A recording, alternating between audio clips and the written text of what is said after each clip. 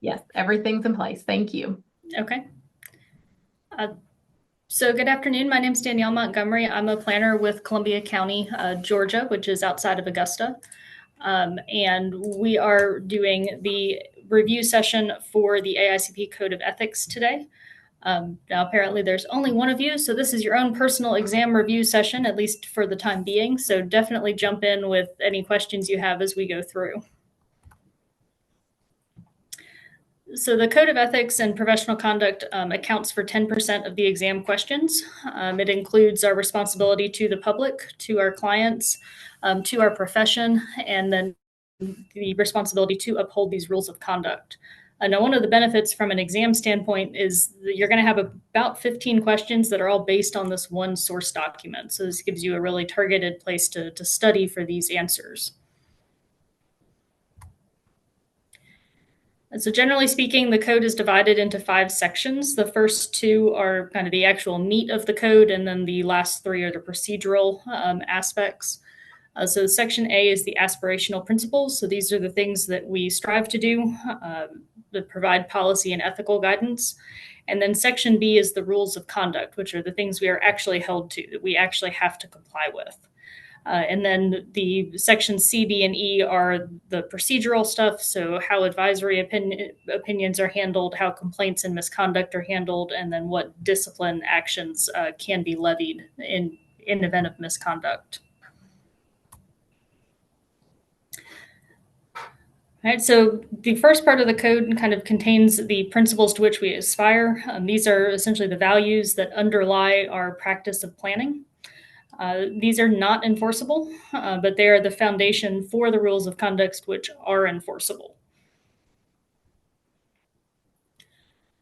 And then on the procedural side, we have section C explains the advisory opinions and the procedures by which those would be requested and distributed. It also explains how formal advisory opinions happen. And then we have section D, which explains how complaints of misconduct are handled and processed.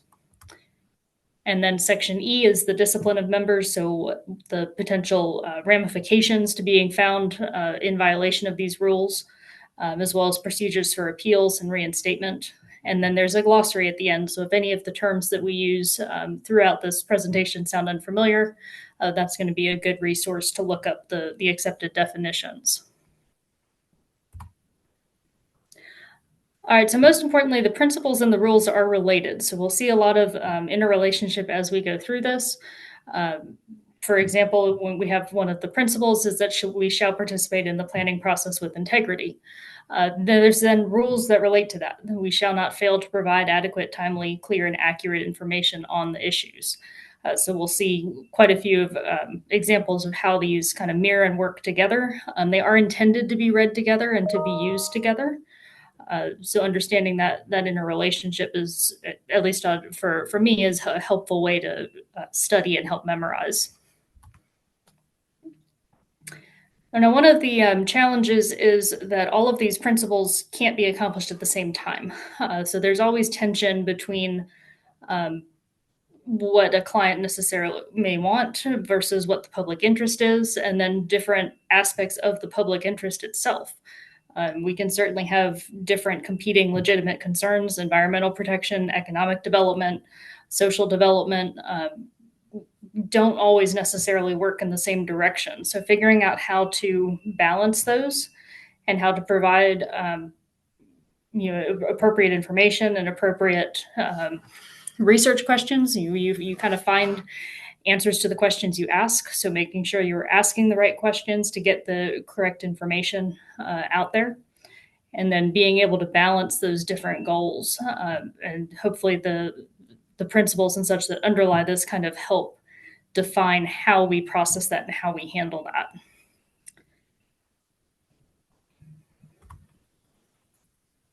All right, so we're going to go through the principles first. So the first overarching principle is that participants in the planning process shall continuously and faithfully serve the public interest. So parts of that include being aware of our own culture and bias. All of us have our own specific backgrounds, our own histories, where we come from, the families and the communities we grew up in. And all of that shapes our views. But not everyone has those same backgrounds. So being able to kind of recognize where we are looking at things only from our own perspective, and we need to be sure to include all of the other perspectives in our communities as well. That goes along with being conscious of the rights of others. So not running roughshod over anyone, recognize that they have the right to speak and be involved in these processes. And being sure to develop our communication skills, especially reaching out to those underrepresented or potentially unorganized groups to make sure that they're involved in these processes.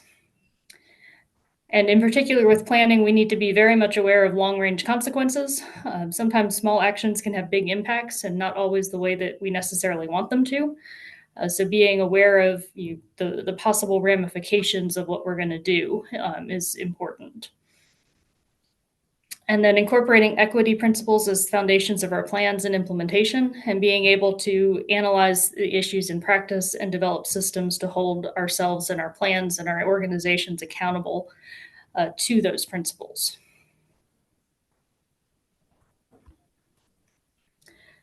Overarching principle number 2 is that participants in the planning process shall do so with integrity. So this relates to being honest and being forthright in our provision of information and in our dealings with the public throughout these processes. So this includes providing timely and accurate information to everyone involved, including members of the public and decision makers, facilitating exchange of ideas and ensuring opportunities for meaningful participation. So that really speaks to a lot of our actions, a lot of things we work on are going to have a public participation requirement. And the idea there behind this principle would be that we treat that not just as checking a box, but as a means to really engage people and get meaningful participation. We also want to promote excellence in design, including principles of sustainability and resilience, and conserving the integrity of the natural and built environment. So again, this speaks to some competing goals, right? So sustainability, resilience, conservation, but we're also building things. So there's some inherent conflicts there, but really paying attention to those principles and the design elements to balance all of those. Paying attention to human and environmental consequences of our actions, both short and long term. So that goes back to those potentially unintended consequences. And continuing to enhance our professional education and training. Like a lot of things in life, there's always more to learn. So making sure that we stay open-minded and stay curious and continue to develop ourselves as professionals. And also continue to educate and empower the public. A lot of people in the general public don't know what we do. They don't know the importance of a comprehensive plan. They don't know what zoning is. So helping them understand what those terms mean, what these things are, how they impact their communities and their lives can really help and tie back to that meaningful participation aspect. When people understand what the point of these things are, you can get a lot more meaningful participation out of it. Also being sure that when we're describing or commenting on other professionals' work, we are doing so in a fair and professional manner, and respecting the rights of all persons, and of course not discriminating or harassing anyone. All right, so we're going to see a couple of these illustrative questions throughout the course of this. I'm hoping that it will encourage y'all to pay attention and hopefully talk to me, because it's really boring to sit here and talk to myself.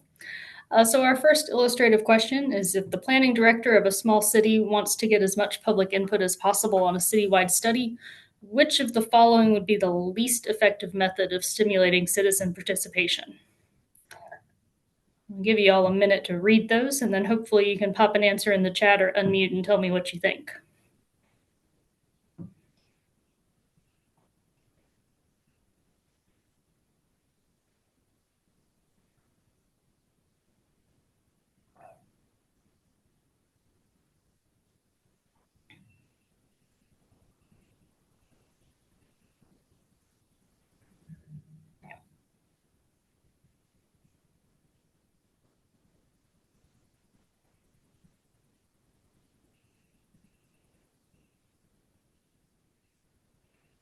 All right, we've got one answer for B. That's probably one of the less effective methods. Do you have any other thoughts? I cannot see the screen or the answers. I don't know why. Have you been seeing the presentation at all? No, I'm just seeing you like you're talking. I don't know if you. That's interesting. I do see your screen, so I'm not sure what the issue might be for the other participant. Yeah, it seems like Mark is seeing the screen because he was able to answer the question, so I'm not entirely sure how that's happening. All Is right, well, there any anyway, way we can? Okay. sorry. Go No, I'm ahead. saying, is there a way like I can change the mode because I can just see you uh, your video, but I don't see the presentation. So I'm trying to find out how. In my upper right-hand corner, there is an icon that says View, and if you click on that, there's a drop down that will show you different views that would allow you. Okay, I see speaker gallery, multi-speaker, hide self view. Do you know which one or the full screen, which one I should click? Mine's just on standard, and that seems to be showing it. Mine as well. Okay. Oh, no. You may also, there's a swap video and shared screen option. I wonder if you've swapped them somehow, and so it's showing the video instead of the screen. So how do I do that? So under that same view tab, you should have an option that says swap video and shared screen.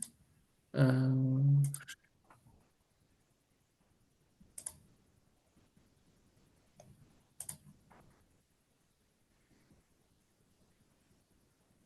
Did that work for you? no, I'm sorry. No, I didn't.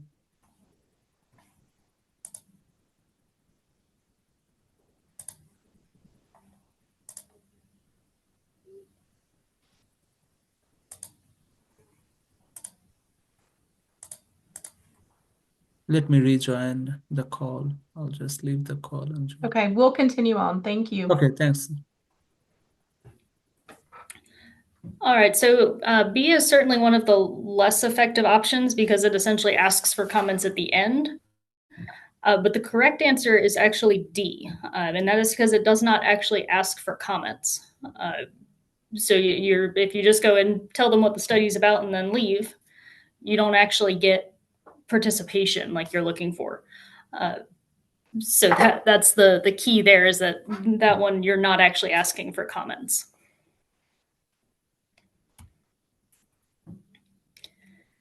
All right, so overarching principle number 3 is that participants in the planning process shall work to achieve economic, social, and racial equity.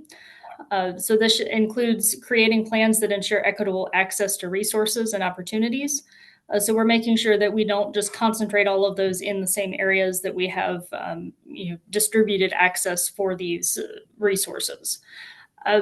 Part of this recognizes that historically there's been some historic patterns of inequity tied to previous planning decisions, which you should be learning about through some of your history studies.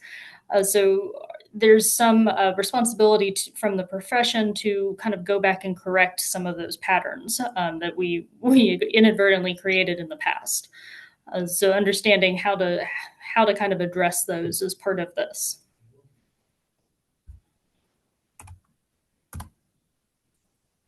There we go. We also want to continue to seek social justice by expanding choice and opportunity for everyone, especially focusing on those who have been historically marginalized or disadvantaged. So we do need to recognize that those typically are not the loudest voices in the room. They're typically not the people who have the most available time and means to come to a public hearing, but they're also part of the public and people that we need to include in the planning process. Also recognizing and mitigating impacts of existing plans, including plans for investment in historically low-income neighborhoods. This gets into some of the gentrification concerns and displacement issues and things like that. So making sure that those investments do benefit that local community and we don't just push people out of their neighborhoods. and continue promoting an increase in supply of affordable housing and improved facilities and services for all. Again, going back to that, equitable access to those resources and those amenities. And continuing to promote the inherent rights of Indigenous peoples and working with them on developments affecting their land and resources. A lot of our job ends up being coordinating between different government entities, agencies, people. This is an aspect of that. We need to include the right people in the discussions.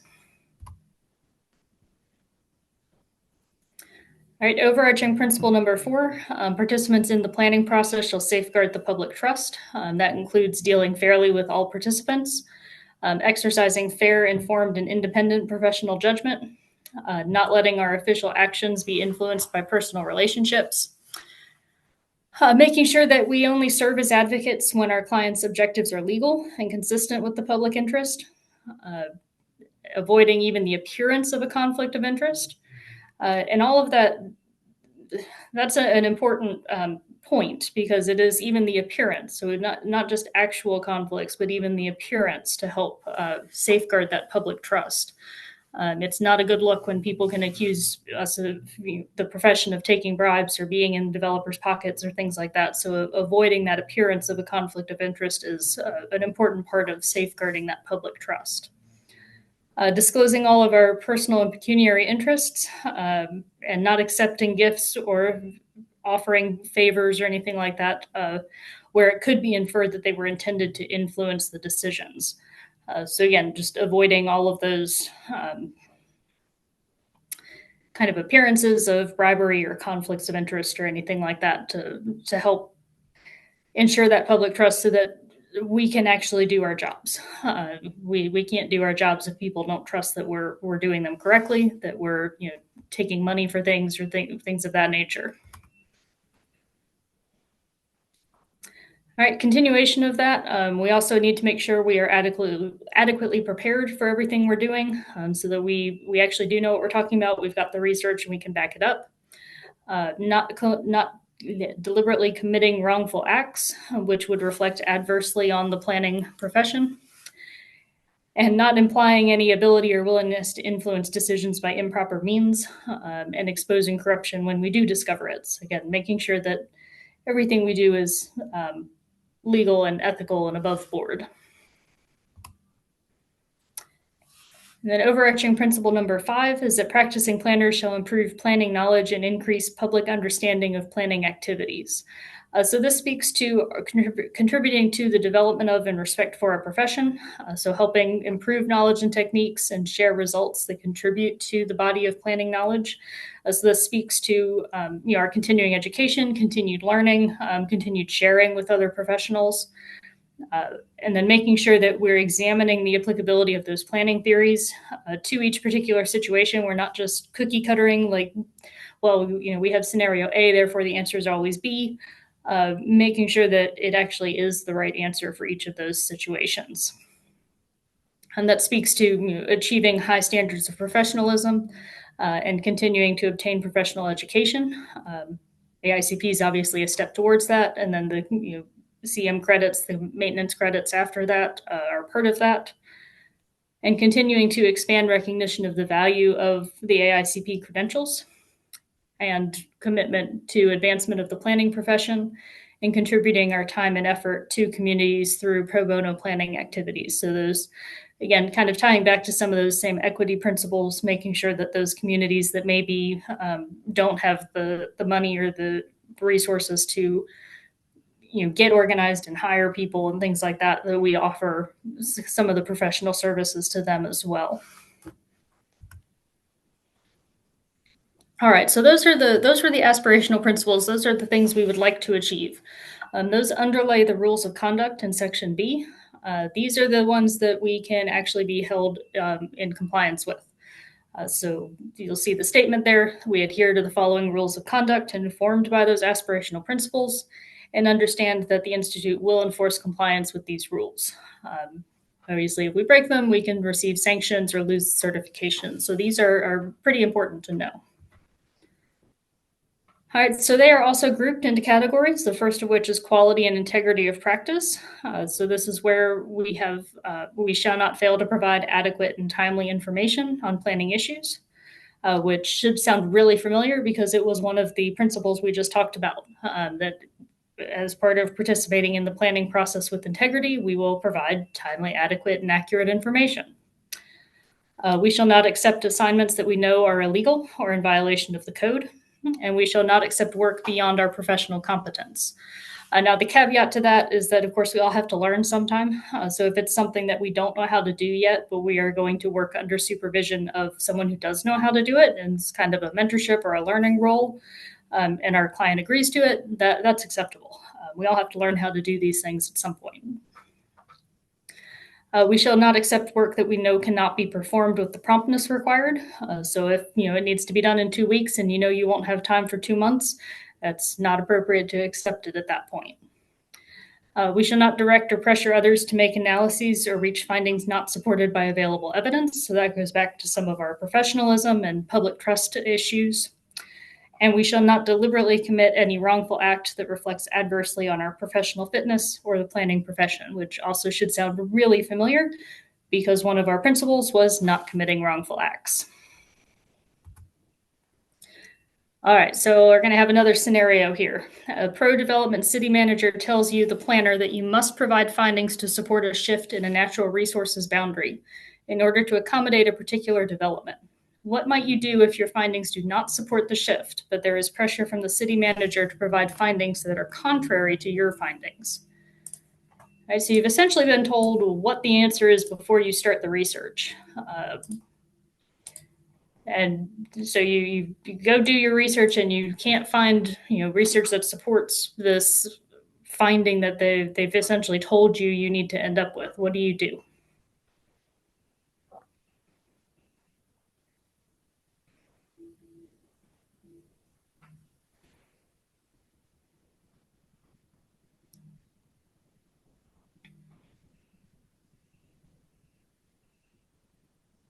We got silence. Any ideas? Is this open-ended? I take it. Yes, this is open-ended. There's no multiple choice here. Okay.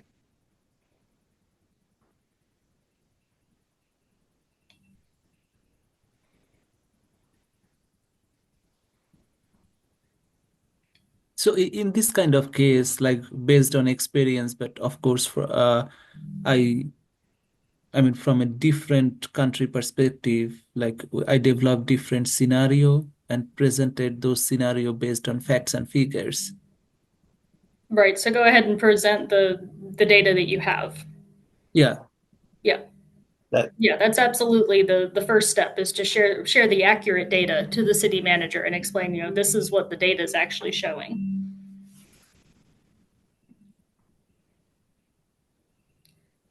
What else could you do?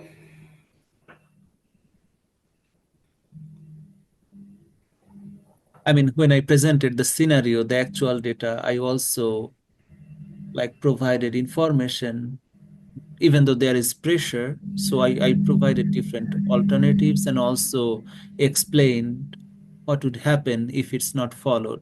Like if we just go with the city manager's suggestion, what are the consequences? What would be the consequences? Yeah. Yeah, that's absolutely a good idea. So looking for some creative solutions, some ways to modify the project, and making sure that the implications of not following particular Exactly. rules Yeah. are well Yeah. known. Other ideas is making sure you document everything. So the research and all of that should be all well documented. If you need to pull in other qualified professionals to back up some of those points, so if some of them are legal points or things like that, you need to pull an attorney in, things of that nature. And at some point, sometimes things are above our pay grade. As the planner in the office, maybe it needs to get referred up to the director or something like that to back you up and talk to the city manager. The hard part, I mean, the first thing that we as planners should be considering is the public interest. This is one of those where arguably there's some tension. We're trying to get a particular development in here. Economic development is certainly can be part of the public interest, but so is preservation of natural resources. So finding the balance between that is a bit of the challenge here. But I think we've got some good options there for how to handle that type of situation.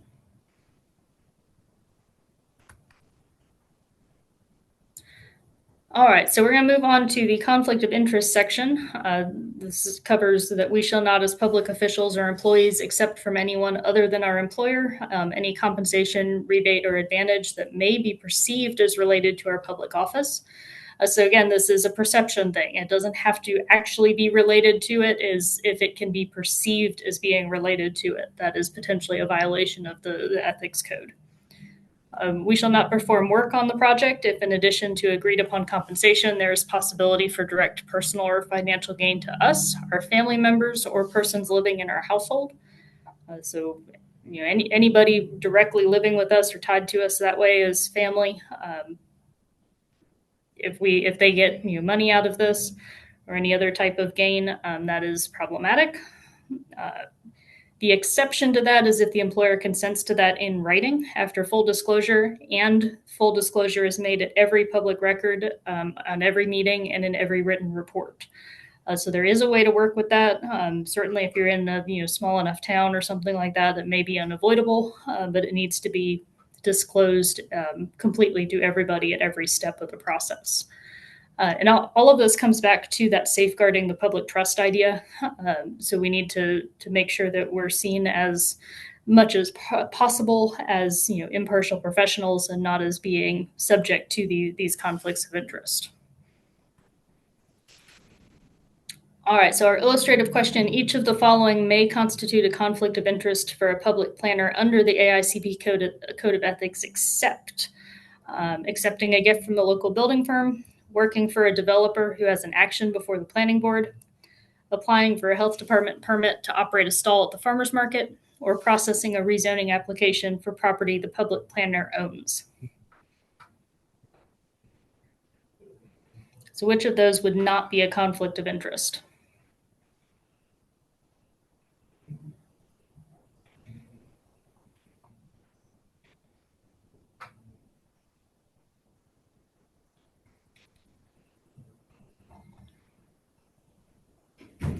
Any thoughts? My first thought is C. Yeah, C would be correct. So all the others are directly related to jobs or people that are going to have actions with the planning department, with the boards. Those are all potential conflicts. Applying for a permit to operate your own stall at the farmer's market does not create any conflicts. All right, in regards to improper influence or abuse of position, the rules there are that we shall not engage in private communications with planning process participants if the discussions relate to matters over which we have authority to make binding final determination. So that kind of goes back to making sure things are public, making sure things are accessible, making sure the public has the information. We're generally subject to open records laws on everything, so making sure all of that is open and available. We shall not engage in private communications with decision makers where prohibited by law or agency rules or customs.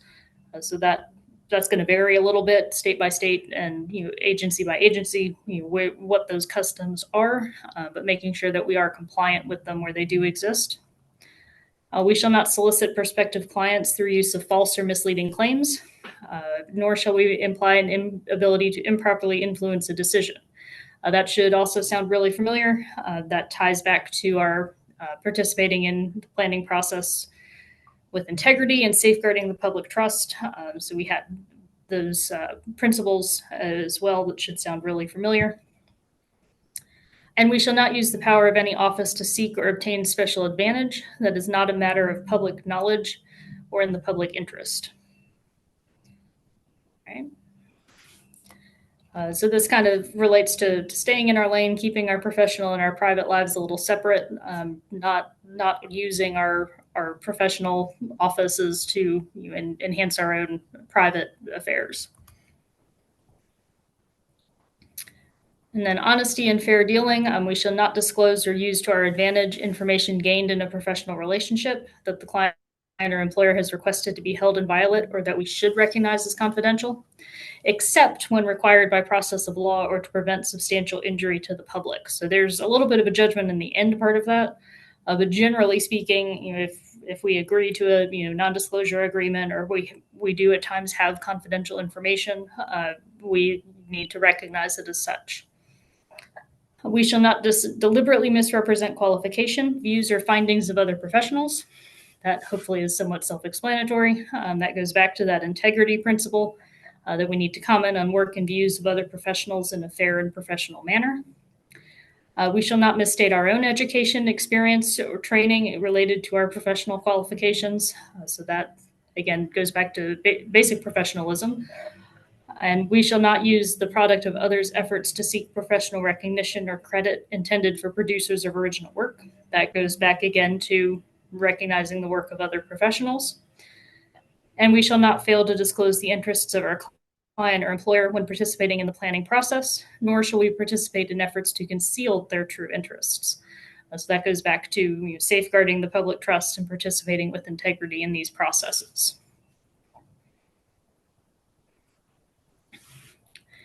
And then our responsibility to our employer, we shall not undertake other employment in planning or a related profession without having made full written disclosure to the employer who furnishes our pay and having received written permission unless the employer has a written policy permitting such employment without consent.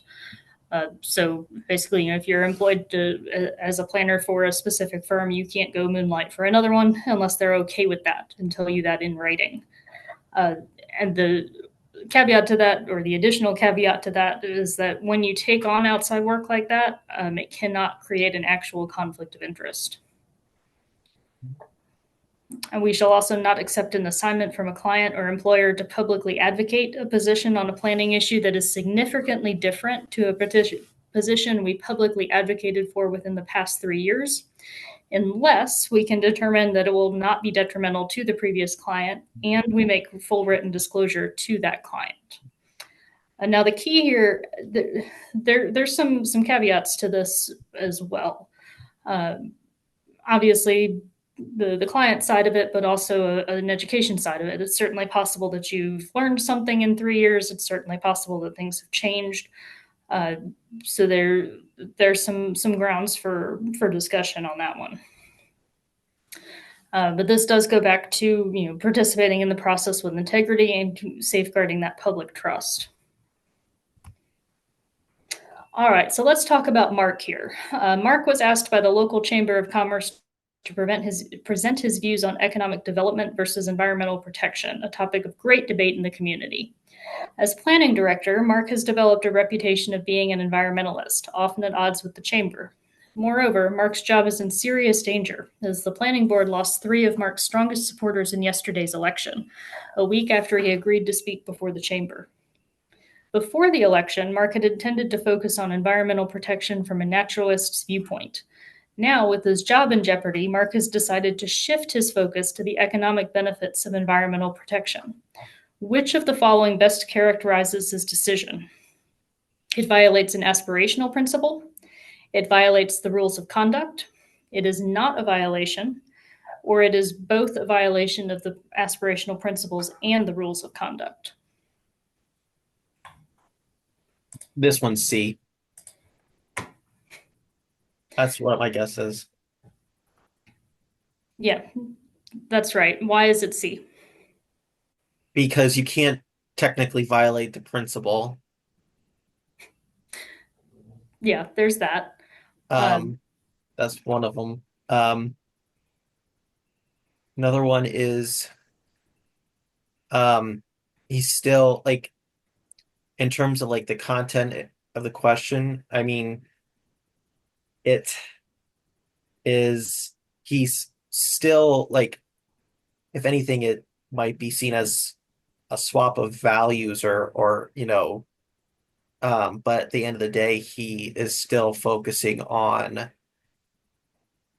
environmental protection just from a different lens. So there's not really, I mean, at least from what I've just heard, I didn't really, nothing stood out to me as a clear violation, unless there's one that comes close, and I'm not thinking. No, I mean, you're correct. This is not a violation of the code of ethics. Yeah. And honestly, it's essentially knowing your audience. I mean, he's shifted the focus of his presentation to, better address economic benefits when he's addressing the Chamber of Commerce. That is probably a logical focus for that presentation. Just based on the group you're presenting to, they're probably going to be more interested in that than the naturalist side of things. But yeah, it's not a violation of the code of ethics to make that type of presentation choice.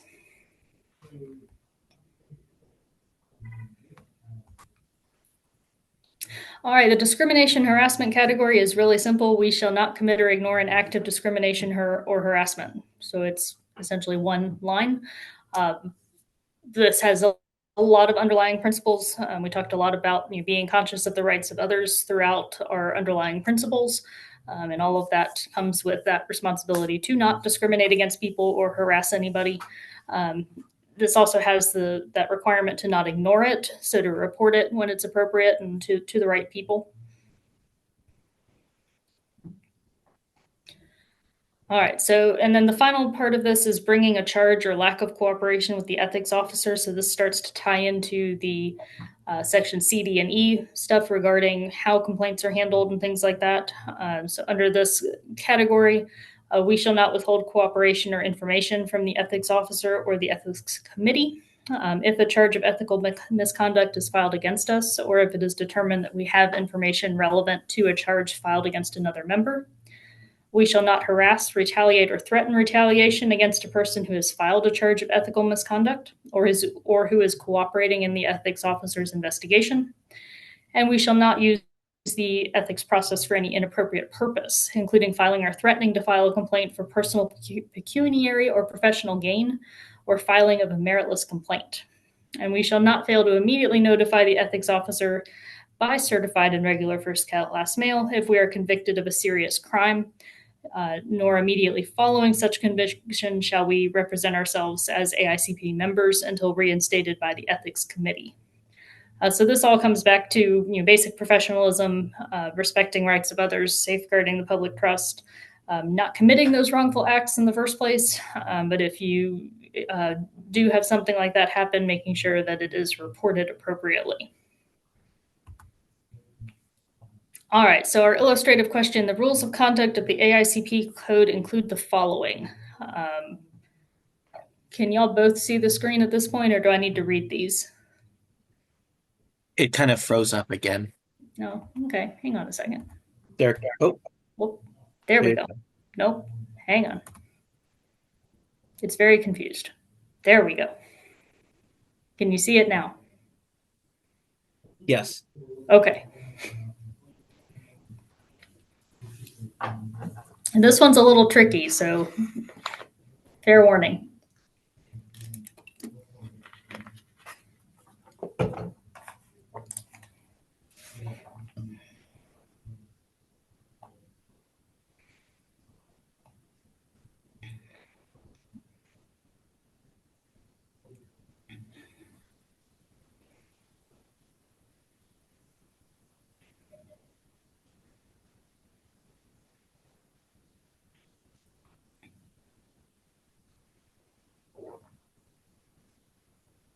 I think it's C. I'm sorry? I think it's C. You think it's C? Yeah. I'm still reading through. That's all right. We'll give you another second.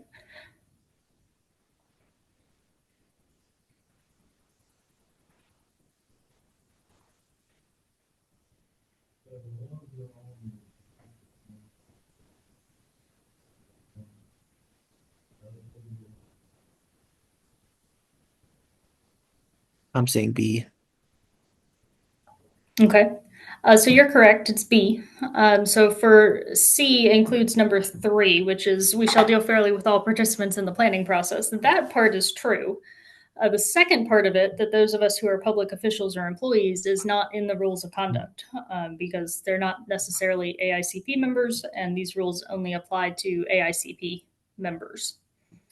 So that's where that one's a little tricky, is that you're not wrong that the "we shall deal fairly with all participants in the planning process" is in the code, but it's not worded that way. That's where I said this one got a little tricky.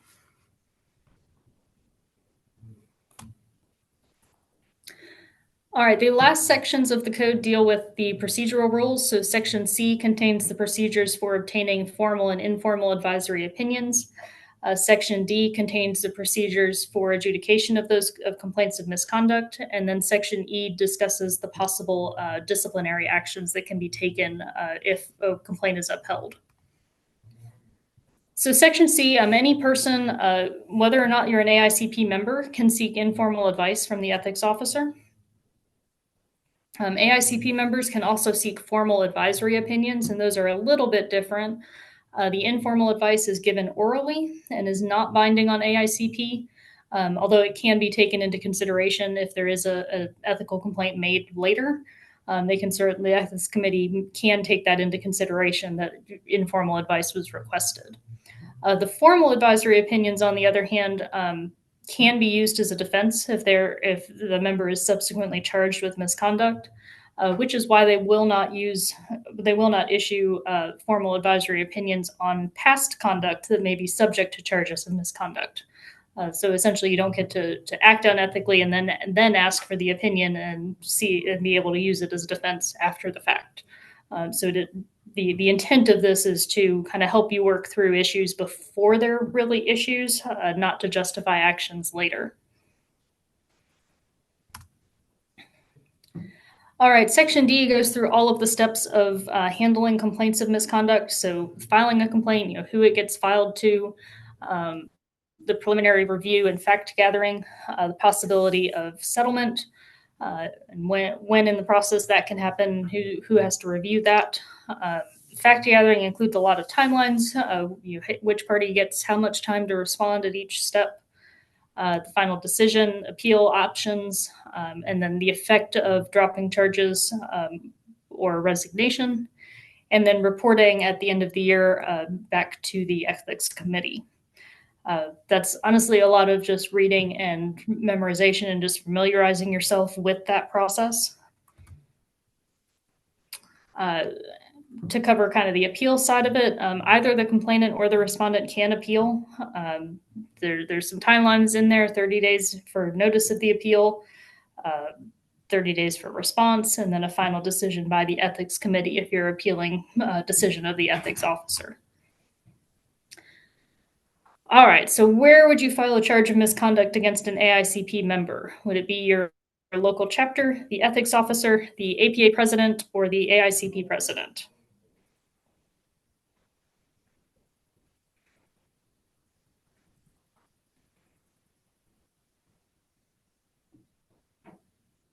I think B. Yep, with the ethics officer, B is correct. All right, in the unfortunate event that you are actually found in violation of the code, there's a couple different options that can happen here. So some conduct that may result in discipline, conviction of crimes. There's specific ones outlined in paragraphs 3 and 4, things like fraudulent representation and things like that, that will certainly result in some form of discipline. Finding of unethical conduct, loss, suspension, or restriction of professional license by a government agency. So if you're required to be state licensed or things like that, in addition to your AICP credentials, and your state revokes that professional license, that has some potential ramifications for the AICP status as well. Failing to disclose conviction of a serious crime or adverse professional license action. So if you were hoping nobody would notice and you didn't tell anyone, that is also subject to disciplinary action. Or any other unethical action as determined by the ethics officer or ethics committee.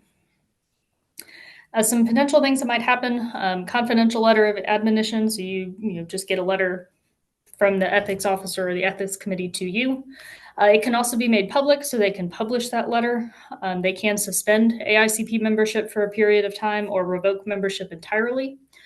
They can also implement other conditions such as writing letters of apology, corrections of false statements, retaking of an ethics course, refunding money, etc. So they've got some wide options there. And then the section also provides procedures for appeal of some decisions, as well as the petition for reinstatement after 5 years of suspension. All right, so some of the terms that we included today, these are all defined in that glossary at the end of the Code of Ethics. So if any of these don't sound familiar, I would definitely go read the official accepted definitions there. And don't forget to study that procedure section. And we went over it kind of quickly. Like I said, a lot of it is just reading it and being familiar with it, who the people are involved and kind of what that general process is. But there will likely be exam questions that deal with those procedures and informal advice and formal charges and the difference between those. And certainly make sure you know the roles of the ethics officer and the ethics commission. So when you say procedure section, like... Yeah, so that's those sections C, D, and E at kind of the back of the ethics code. So we went into quite a bit of detail with sections A and B with the principles and the rules themselves. And then C, D, and E are the procedures that actually deal with, what happens, how to get informal opinions or advisory opinions, and then how complaints of misconduct are processed and the potential disciplinary actions.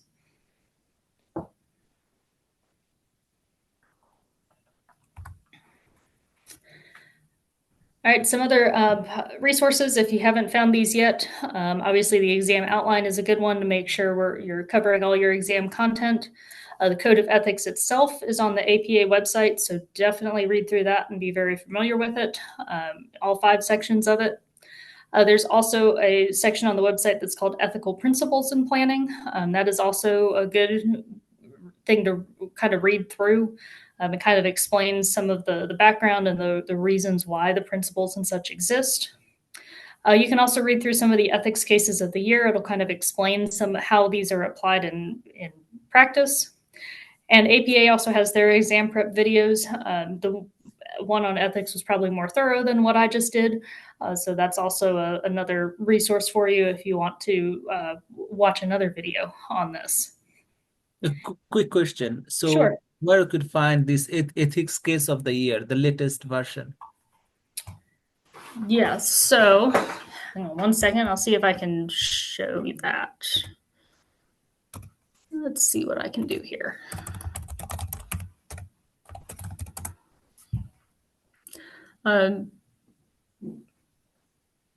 Okay, it's still screen sharing, it looks like.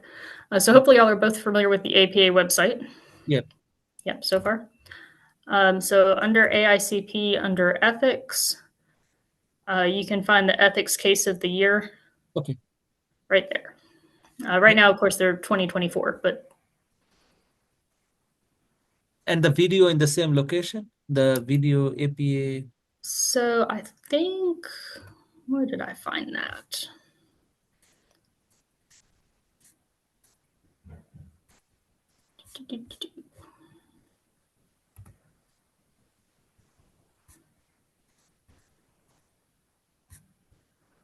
Where did I find that?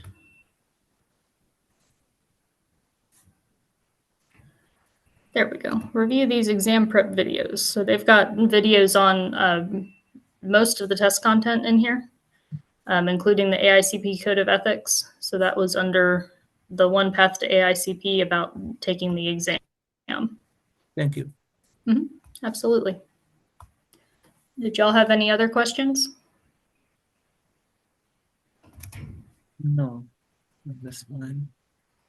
So maybe on quick question. So most of the 15 question, is there any combination, like 10 will be scenario question and 5 will be kind of is there any structure? I don't think it's a consistent breakdown like that. My understanding is that, or at least it's been a minute since I took the exam, but I think they essentially had a bank of questions that So essentially, no two exams were identical. You got some subset of the bank of questions. So I don't think it's going to be a consistent breakdown of a certain number of scenario questions or a certain number of process questions. It's just going to be roughly 15 of them will relate to the code of ethics.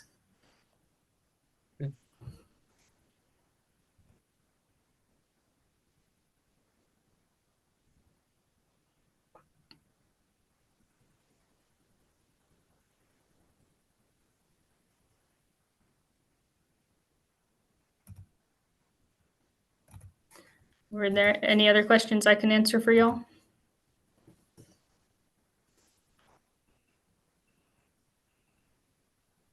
Maybe one last question is, I know like I read like some of the question, those will be kind of like no number question. I mean, there is no grade for those question. Like for all the 15 questions, they have score, or there will be also some unscored question from ethics section.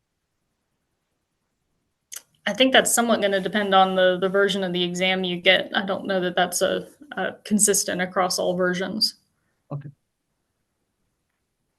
Now, the open-ended scenario question that we discussed, that's obviously not a test question. I mean, all of your test questions will be multiple choice. So the one that was open-ended, you won't see that on the exam. And usually in the exam, all are multiple choice question, or there will be some true or false or fill in the gaps type of question? They'll all be multiple choice.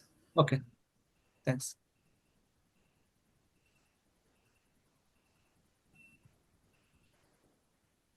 I just want to say thank you to Danielle for going over these ethics questions and prepping you for the ethics portion.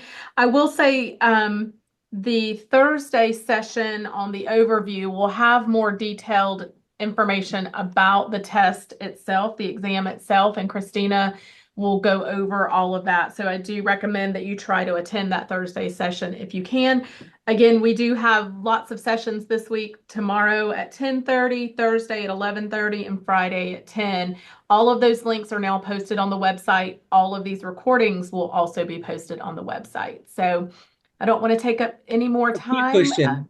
Oh, sure. Yeah. So I couldn't, I reached out to Christina. I couldn't attend the last one. So usually like after how many days you are going to post the recording? It usually takes a couple days for them to be posted onto the website. So the ones from today and tomorrow should be posted by Wednesday, Thursday, and then Thursday and Friday.